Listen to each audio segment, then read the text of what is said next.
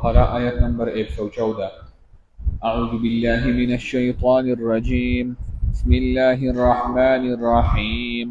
वमन अज़लमु मिम्मन मनअ मसाजिदल्लाहि अन युज़करा फ़ीहा इस्मुहु वसअ फ़ी ख़राबिहा उलाइक मा कान लहुम अन यदख़ुलूहा इल्ला ख़ाइफ़ीन लहुम फ़िद्दुन्या ख़िज़्युन व लहुम फ़िल आख़िरति अज़ाबुन अज़ीम। सदक़ल्लाहुल अज़ीम।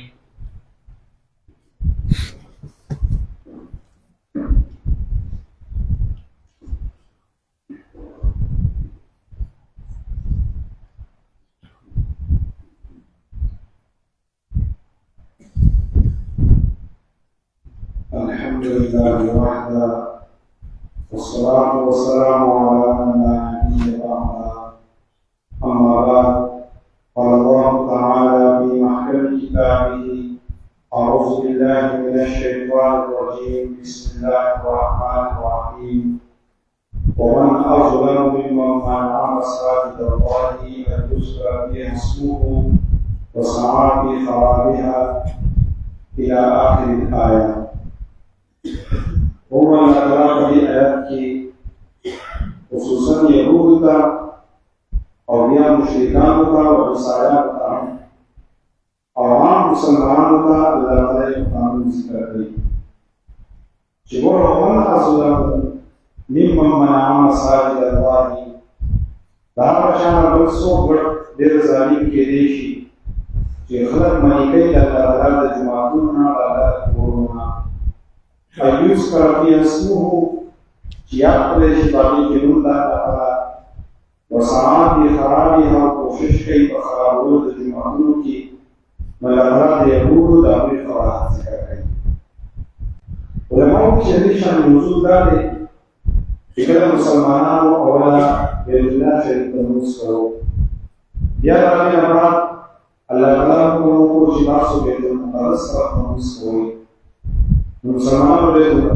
उसको दिया अल्लाह ताला को नाज़िल को जिबास वापस दे दिया शरीक तमुस हो गई मुश्किल मुसलमान वापस दे दिया शरीक करोड़ेगा यहूद बातर और मुसलमानों को हिजूर के लिए शकुना पैदा हो शुरुआत पे पैदा हो जिमाना समझ लेकर रासूल ने हमारो जीवन को माफी करा तो जीवन को माफी और हम उसे मसला सुना कबली की मुसलमानों को होता है कि बेशक है मलाका को विश्वास वगैरह पर सलीमान है कि रसूल को की शक है जो जमातुन ने हमको अयूज़ करा कि इसको चलान पर किया कलेश मलाका को यो शर्म वजूद ना देखो लगाओ कि असल की यहूदियां पढ़ने के यहूदी हज़रत यहया अलैहिस्सलाम शहीद हो वो ईसाया शिकम वो यहया अलैहिस्सलाम का दिया नोइबी रावला की तरह अब्दुल्लाह बिन अब्बास रज़ियल्लाहु अन्हु फरमाई यदि यहूदियां नबी बदल रास्तो वो बदल तो इस तरह को निवास को शिला सवारा और बदी यहूद बने हमले और बेत मुक़द्दस का वरदान में शौक़ के वसी और का शान बेत मुक़द्दस की दरजा निवास हुए और यह वापस आया अल्लाह ताला आयत नाज़िल को जी दारशान अगर जालिम सो के रिश्तेदार जमातुन खलक मन के और शैतान को किया तो रा जुल्म दे रिलेशन जुलेदार द्रेम लगाओ कि दासल की मुश्रिकान अल्लाह ताला के आपके दे मुश्रिकान वरिष्ठ को कि असल और सिद्दीक़ रज़ियल्लाहु अन्हु چې دنو د خپل کور خواته یو جماعت جوړ کړو نو چې هغه جماعت او بکر صدیق رضی الله عنه جوړ کو هغه کې به عبادت کوو او ځان له ذکر اسکار کول نو خواوشه چې کوم ماشومان هغه به د بکر صدیق څخه خپل راتله نو دې مشرکانو چې دا زموږ د بچی خرابوي زموږ زنانه په دې وجه باندې خرابوي نو استا جماعت چې ورکه جوړ کړو دې خلکو لوران کو نو الله تعالی فرمایي چې سو ګر ظالم دې د هغه چانه چې الله تعالی جماعتون خلق منی کوي وسعا فی خرابها او کوشش کوي چې دا خراب کی دا ډېر بد کار کوي څلورم علماء چې کله مسلمانانو چې دنو د عمره اراده وکړه او کله مسلمانان د حدیبیه په کال باندې راتل هغه نبی له سلام چې خوب لیدل او بیا د اراده راتل نو دې کافرانو په لاره کې دا مسلمانان منې کړي چې تاسو مسجد حرام ته نه داخليږئ. نو الله تعالی دا آیت را نازل کړ چې دا هغه چا نه غټ ظالم څوک کېدی شي چې د الله د جماعتونو نه خلک منې کوي، دا صحابه منې کوي، دا غټ ظالمان دي. نو دلته کې الله تعالی یو عام قانون ذکر کړ چې ومن اظلم څوک دی غټ ظالم ممن منع مساجد الله چې خلق منې کوي د الله تعالی د جماعتونو نه. نو علماء وایي چې دلته دی د جماعت نه چې څوک منې کوي نو دې ته الله دا ظلم ولي وي، و دې ورته ځکه ظلم وي چې جماعت یو داسې ځای دی چې هلته د خلکو د دین د ایمان د هغې ترقي کېږي، د درس په ذریعه باندې، د بیان په ذریعه باندې انسان په خپله نوافل کوي. نو په مسجد کې د انسان ایمان سیوا کېږي. نو چې کوم خلک رالیږي او خلک د جماعتونو نه منې کوي نو د ایمان نه منې کوي. نو ځکه الله تعالی وفرمایل چې د هغه چا نه غټ ظالم نشته چې د الله د جماعتونو نه خلک منې کوي. دا آیات مطلب دا دی. بیا الله تعالی فرمایي ایذکر فیها اسمه چې یاد کړی شي په هغې کې نوم د الله تعالی، وسعی فی خرابها او کوشش کوي په خرابولو د جماعتونو کې. نو علماء وایي چې د جماعتونو د خرابولو دوه مطلب دي. یو دا چې انسان راولګي او د جماعت ظاهر خرابوي، لکه مثلا رنګ ولا خرابوي او دغه شان ته چې دی نو فضل د هغې استعمال کوي، دغه شان مطلب پای کې ګندګي غورځوي، د هغې د یو شي خیال نه ساتي، نو دا جماعت خرابول دي. نو دا هم لویه ګناه ده. او یو باطناً خرابول دي. باطناً خرابول مطلب دا دی چې انسان په جماعت کې داسې یو ماحول جوړ کړي چې خلک د جماعت نه چې دی نو هغه تریږي. لکه مطلب دا دی چې بعضې خلک او شکر دی د جماعت کې دا ترتیب نشته، خو بعضې مشران نو هغوی چې دی بیخي لاټۍ راغستي او په سب کې ورته تا دېس چل وکړو تا دېس چل وکړو، د خلکو یې ما رازونه ځه د جومات راسر رازونه. نو دا انسان غټ ظالم دی چې دی راولګېد او خلک یې د الله تعالی د جوماتونو نه هغه منې کړه. د دې وجې نه علما وایي چې ګوره په دې حدیث شریف کې دا هم راځي چې تاسو چې دی نو ماشومان چې دی نو هغه د جومات نه منې کوئ. ماشومان هم جومات ته راځي، وایي ځکه که ته ماشومان ته وایي چې جومات ته مه راځئ نو دا هم په دې آیت کې راځي چې څوک دی غټ ظالم د هغه چا نه چې خلک منې کوي د الله تعالی د جوماتونو. نو عام طور باندې خلک یو حدیث په دې کې بیانوي، نبی علیه الصلاة والسلام ویلي دي چې تاسو چې دی جوماتونه د لیونو نه او د ماشومانو نه وساتئ. جوماتونو ته لیوني او ماشومان مه پرېږدئ. نو اوله خو دا حدیث ضعیف دی، اوله خبره دا شوه چې دا حدیث ضعیف دی. دویمه دا ده چې ماشومان هغه ماشومان چې هغه تمیز نشي کولی، لکه مثلا اوس چې دی نو پرتوګې نه یې اغوستی او جومات ته خلکو له روان کړئ، یا هغه ته دا پته نه لګي چې مچاز په دې ځای کې کول پکار دي که هغه ځای کې. نو داسې ماشومان که انسان د جومات نه منې کړي چې مه راځئ بچی چې لوی شي بیا به راځئ خیر دی. او دا پر اصل کې د هر مسلمان خپله ذمواري جوړېږي، خو زموږ فطرت دا دی چې په موږ باندې د بل انسان خبره چې دی نو هغه بدلېږي. نو که انسان بل چاته ووایي چې د ماشوم مه راوله نو خلک پرې خفه کېږي. البته که امام چاته ووایي نو خلک یې بده نه ګوري، خو هر انسان له خپل احساس پکار دی چې زه دا ماشوم مثلا جومات ته بوځم نو څه چې مثلا د خلکو لمونځ خراب کړي، د خلکو مخې ته منډې ونه وهي. نو چې داسې ماشومان نو انسان چې په خپله نه راولي نو ښه خبره ده. او چې لږ مثلا لږ پوهیږي په دې پوهېږي چې مچاز د نه دي پکار دغه شان ته چې نو بعضې ټایم کې به خیر دی په دې سب کې منډه ووایي، په دې کې څه خبره نشته، ماشوم دی. لکه ماشوم وایي دی ته چې فرض کړه بیا دغه شان دی په ادب ناست خو دا بیا لوی سړی شو که نه، نو خیر دی ماشوم به کله کله چې دی نو په سب کې منډه ووایي نو ته یې برداشت کړه. او اکثر زه دا خبره کوم چې دا ماشومان دومره شور نه کوي، دا لوی بیا ډېر شور کوي. هلکه داسې چلو شو دا څوک دی عمر په کور کې کېنویو مړه کېنه په قلار هېڅ چلم نه کېږي. ته داسې چې دی نو پته دی چې اوس ستا توجه خرابېږي چې ستا مخې ته واورېدو، ما ته پته نه ده ټول سوچونه کوي په منځ کې نه به نو که ماشوم دې مخې ته واورېد داسې چل به وشو. او بله دا ده که انسان لږ دا ذهن کلاو کړو چې که دې په ځای باندې زما ماشوم یو څوک ته قارېږي نو زه به خفه کېږم نه، نو دغه شان انسان له پکار ده چې د بل ماشوم ته قارېږي نه. بعضې خلک چې دی نو خړستې وباسي باقاعده داسې نه ده، ماشومان بیا جومات ته نه راځي. نو علما وایي چې دا خبره معلومېږي چې ماشومان به چې دی نو هغه هم د جوماتونو نه منې کوي. ومن اظلم ممن منع مساجد الله ایذکر فیها اسمه وسعى فی خرابها او کوشش کوي دا په خرابولو کې. الله تعالی فرمایي اولئک ما کان لهم ان يدخلوها، د دې خلکو د پر مناسب نه دي چې داخل شي د جماعتونو ته الا خائبین مگر په ير باندې. د دې مطلب دا دی چې مسلمانانو ته الله تعالی زیره ورکړي چې دا يهود او نصارا خو تاسو مسجد حرام ته نه پریږدي، او داسې یو وخت راشي چې دوی به ستاسو نه اجازه غواړي بیا به جوماتونو ته داخلي ستاسو جومات ته او په یاره باندې به داخلي. نو دغه شان کې وشوه چې کله مسلمانانو مکه معظمه فتح کړه، نو بیا به چې چېرته کې دا مشرکان یا د یهود به راتلل چېرته فیصله به یې وه، نو داسې په عاجزۍ باندې په یاره باندې به جومات ته داخلېده. یو علما وایي د دې مطلب دا دی چې مؤمن له پکار دا دی چې د کله جمعات ته راځي نو په یاره باندې به راځي.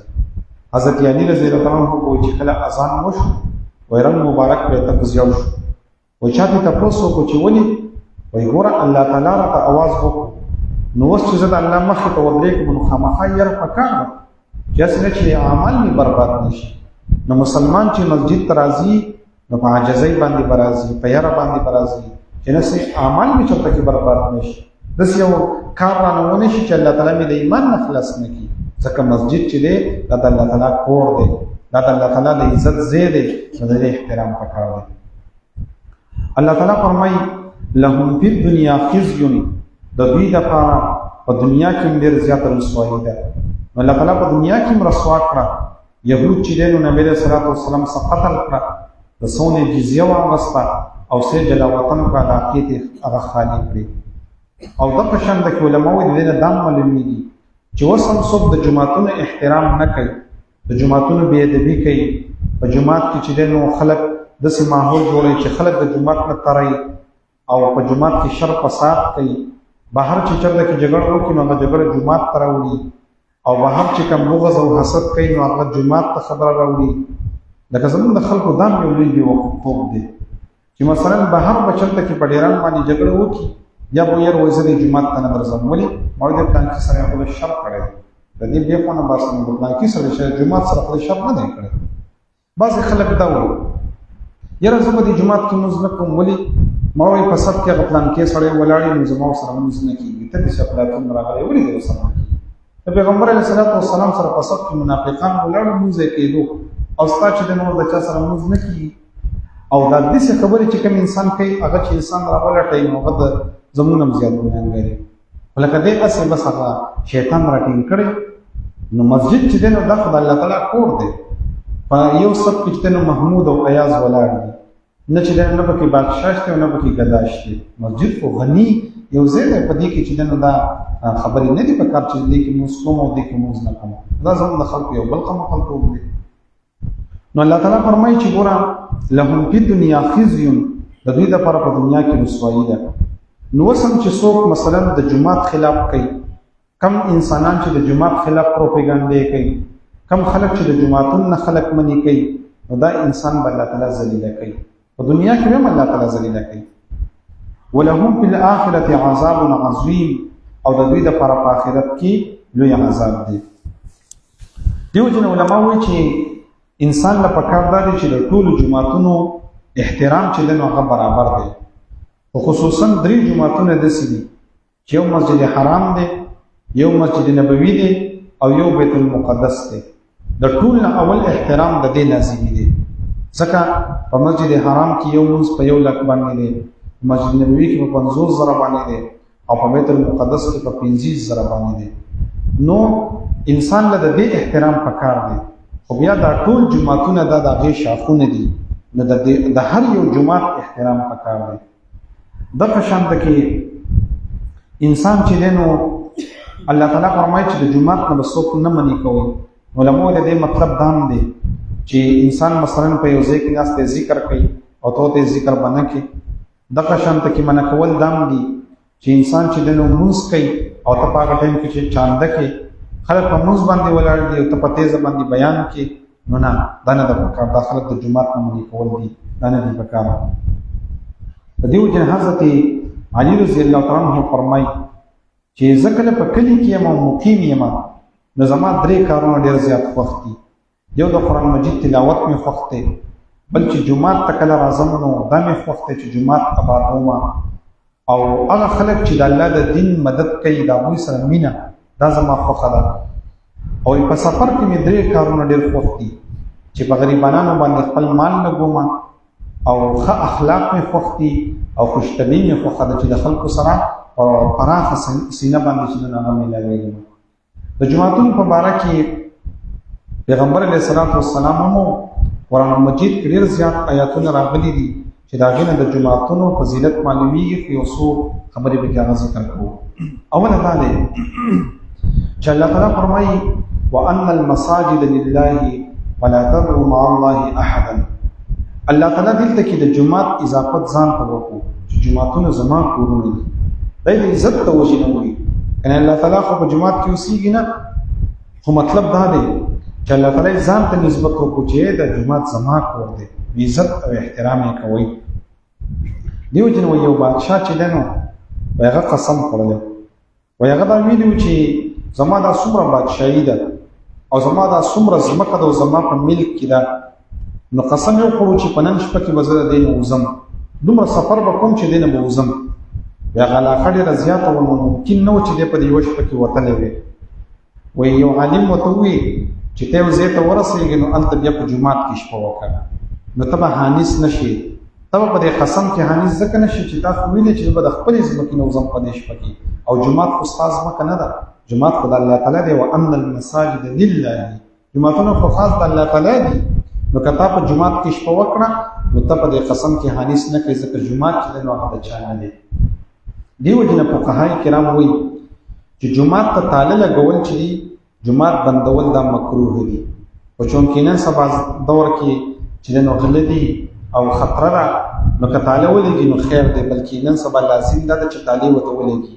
د دې نه تاسو اندازه ولګوئ پخوانو زمانو کې به داسې وو چې جوماتونه به دغه شان ښکلا او پراته وو، سهولیات پکې څه خو چېرته کړي وو پکې و، نور خو پکې څه نه وو. نو چېرته مسافر به راغی هغه پکې شپه وکړه چې یو سړی پکې آباد و. اوس په جوماتونو کې ډېر شیزونه موجود دي لکه مثلا بیټري پکې ده، UPS پکې دی، سپیکر پکې دی، فونونه دي. نو که داسې د کلاو پرېښودو چې صاحب حاضر د خیر ایسته پکې وي. نو دې نه دا خبره معلومیږي چې ان المساجد لله، جوماتونه د الله تعالی دي. دویم الله تعالی فرمایي انما یعمر مساجد الله من آمن بالله والیوم الاخر. جوماتونه چې څوک آبادوي نو دا هغه انسان آبادوي چې په الله باندې یقین دی. نو دلته کې الله تعالی فرمایي چې دا هغه انسان ایمان کامل دی چې څوک په جومات کې کار کوي، څوک په جومات کې خدمت کوي او څوک د جومات چې د هغې صفایي کوي. ورو دا په ځان باندې لازم کوي. د جومات په دې کې چا نه تپوس مه کوئ چې یو ځای څښا دی نو بس ورته کې صفا کړه، اوبه پرې ور واچوه. مثلا چې دی نو یو بوټی دی وچېږي، اوبه ورته لږې ور واچوه. چې تا ولیده چې دا پکې څښا دی ګوړه ورته کېده ښه مزېداره یې صفا کړه. خیال کوئ په دې کې، ګورئ په دې کې د انسان ډېر زیات خیر دی، پکې ډېر حکم کړی دی چې زما ذکر پکې وکړئ. نو بیا جومات ته الله تعالی خپل کور وایي چې جومات دا زما کور دی، د جومات دومره احترام دی. او په حدیث کې خدا راغلي پیغمبر علیه الصلاة والسلام فرمایي چې من بنا لله مسجدا بنا الله له كهيئته من الجنه. چا چې جومات ته الله تعالی د رضا دپاره جوړ کړو. او یو حدیث کې داسې چې د چنچڼې د جالې په مقدار باندې ځای پکې جوړ کړو نو الله تعالی به په جنت کې بهترین کور جوړ کړي. نو د جومات د آبادۍ په بدل کې الله تعالی انسان له جنت الله تعالی له جنت ورکوي. دغه شانته کې پیغمبر علیه الصلاة والسلام فرمایلی دي چې احب البلاد الى الله تعالی مساجدها. الله تعالی ته په ټولو ځګونو کې خوښ ځګونه جوماتونه دي. وابغض البلاد الى الله اسواقها، او بازارونه الله ته خوښ نه دي. دې مطلب نه چې انسان به بازار ته نه وځي، خو مطلب دا دی چې هلته کې شر ډېر دی او په جومات کې خیر ډېر دی. نو بلا ضرورته بازار ته وتل نه دي پکار، که ضرورتي نه بیا وتل خیر دی، جایز دی. او دغه شان پیغمبر علیه الصلاة والسلام په حدیث شریف کې فرمایلی دي چې بلکې حضرات صحابه کرامو د هغوی په باره کې راځي چې د صحابه کرامو د تابعینو د هغوی یو څو خبرې ډېرې زیاتې خوښې وي. لزوم الجماعه، یو دا دی چې د جمع لمونځ به یې کوو. و اتباع السنه، د سنت تابعداري به یې کوله. و عمارة المسجد، جماعتونه به یې آبادول. و تلاوة القرآن، والجهاد فی سبیل الله. د قرآن مجید تلاوت او د الله په لاره کې جهاد دا د صحابه کرامو ډېر زیات خوښ و. د دې وجې نه ابو هريره رضی الله تعالی عنه فرمایي چې من بنا لله بیتا یعبد الله فيه من مال حلال، چا چې د الله تعالی کور جوړ کو د حلال مال له چې خلک پکې عبادت کوي، نو بنا الله له بیتا فی الجنه من در یاقوت، نو دې انسان له الله تعالی د یاقوت کور په جنت کې جوړ کړي چې څوک د جمعه آبادی کوي. حضرت ابو ذر رضی الله عنه فرمایي پیغمبر علیه الصلاۃ والسلام فرمایي، بلکې ابو سعید خدری رضی الله عنه چې کله تاسو یو سړی ولیدو چې داغه د جمعه سره ډېر زیات زړه لګېدلی دی، د جمعه سره تعلق ډېر دی چې جمعه فکر کوي، د جمعه خیال کوي، وای تاسو گواهی ورکړئ چې دا انسان مؤمن دی، د دې گواهی ورکړئ. او پیغمبر علیه الصلاۃ والسلام یو بل حدیث کې دا فرمایلی دي چې ان المساجد بیوت الله، دا جمعتونه د الله تعالی کورونه دي، وانه لحق علی الله ان یکرم من زار فیها، او د الله تعالی باندې لازم دی چې څوک جمعه ته راځي دا د الله تعالی میلمه دی، الله تعالی به د انسان عزت کوي او د انسان قدر کوي. او پیغمبر علیه الصلاۃ والسلام یو بل حدیث کې دا فرمایلی دي چې د قیامت په ورځ باندې به اوه کسان د عرش د سوري لاندې، وی نبی علیه السلام فرمایل چې امام عادل، هغه بادشاه چې عدل کوونکی دی، د قیامت په ورځ باندې به د عرش د سوري لاندې. وشاب نشأ فی عبادت الله، هغه ځوان چې خپل ځواني د الله په عبادت کې تېره کړه. ورجل قلبه معلق بالمساجد، او هغه انسان چې د هغه زړه د جوماتونو سره لګېدلی. او بل ورجلان تحابا فی الله، هغه دوه کسان چې د الله لپاره د یو بل سره مینه کوي، په دغه مینه باندې راوځي کېږي او جدا کېږي. ورجل ذکر الله خالیا ففاضت عیناه، هغه انسان به د عرش د سوري لاندې چې په یو ځان له ځای کې د الله ذکر وکړي او سترګو نه اوښکې توی شي، دا به د عرش د سوري لاندې. او بل یو انسان دی چې هغه د یو ګناه مکمله وشوه او دی وایي چې زه د الله نه یېرېږم او د الله نه وېرېد او ګناه یې پرېښوده. او بل پیغمبر علیه السلام فرمایي چې انسان داسې صدقه وکړه چې د ښی لاس نه د ګس خبر نه شو، نو د قیامت په ورځ باندې به د عرش د سوري لاندې. نو یو پکې هغه انسان ذکر کو چې د جومات سره زړه لګېدلی. نو بهرحال الله تعالی فرمایي چې جوماتونه د الله تعالی دي، نو په دې کې زما ذکر وکړئ او خرابوي ما، او چا چې دا کار وکړو نو د دوی لپاره بیا رسوایي ده او عذاب عظیم دی په دنیا کې. دیو جن علماء وایي چې په جومات کې چې دی نو تجارت دا ناجایز دی. که تاسو چېرته کې ولیدل چې یو سړی په جومات کې یو شی خرڅوي، وایي تاسو ورته خیرې وکړئ چې الله دې د سره ګټه درنه کړي، ځکه جومات د الله تعالی د ذکر ځای دی، د عبادت ځای دی. دغه شان کې یو سړي په لوډ سپیکر باندې اعلان کوو چې زمانه پلان کې شی ورک شوی دی، خدای مو په جومات ته راورسوئ، وایي تاسو ورته وایئ چې خدای دې ورته پیدا نه کړي. جومات دا د دې ځای نه دی چې د جومات نه به اعلانونه کېدل لوډ سپیکر نه چې خدای مو د اوبو نمبر د پلان کې دی او د پلان کې دی او زما بېزې ورکې شوې یو ډش چل دی او دا کښېنه په قدر. جومات د الله تعالی ځای دی، د عبادت ځای دی. موږ د جوماتونو چې نن ګپ جوړ کړی دی، جومات دا د الله تعالی کور دی او جومات غني دی. او بل وان المساجد لله، جوماتونه د الله تعالی دی، جومات د هیڅ چا نه دی، جومات د هر چا دی، د هیڅ چا نه دی. هېڅوک داسې نشي ویلی چې دا جومات چې د پلانکي قوم دی، دا جومات د پلانکي سړی دی. مثلا چې کوم سړي وقف کړی لکه پروفیسر صاحب دا ځمکه وقف کړې ده، نو اوس کا سبا دی راشي وایي چې زه چې نه په دې ځای کې یو دوکان پکې جوړوم، دا چې سیده ځه چې وقف کړی ده بس د الله تعالی د اوس پکې د چا چلېږي نه. دغه شان چې انسان پکې 2 کروڑ روپۍ ولګولې خو دې دا نشي ویلی چې د جومات زما دی، جومات دا د الله تعالی دی، د هېڅ چا نه دی. ځکه الله تعالی فرمایي ومن اظلم ممن منع مساجد الله، چې د الله د جوماتونو نه خلک منع کوي. ومن اظلم، او څوک دی غټ ظالم، ممن منع، د هغه چا نه چې خلک منع کوي مساجد الله، د جوماتونو د الله تعالی نه، ان یذکر فیها اسمه، چې یاد کړلی شي په هغې کې نوم د الله تعالی، وسعی فی خرابها، او کوشش کوي د هغې په خرابولو کې. اولئک، دغه خلک ما کان لهم، مناسب نه دی د دوی دپاره ان یدخلوها، چې داخل شي د جماعتونو ته الا خائفین مگر په ير باندې لهم فی الدنیا د دوی لپاره په دنیا کې خزي رسوایی ده ولهم فی الاخرة او د دوی لپاره په آخرت کې عذاب عظیم لوی عذاب ده. الحمد لله رب العالمين والعاقبة للمتقين الصلاة والسلام على رسوله محمد وعلى آله وأصحابه أجمعين. ربنا لا تزغ قلوبنا بعد إذ هديتنا وهب لنا من لدنك رحمة إنك أنت الوهاب برحمتك يا أرحم الراحمين.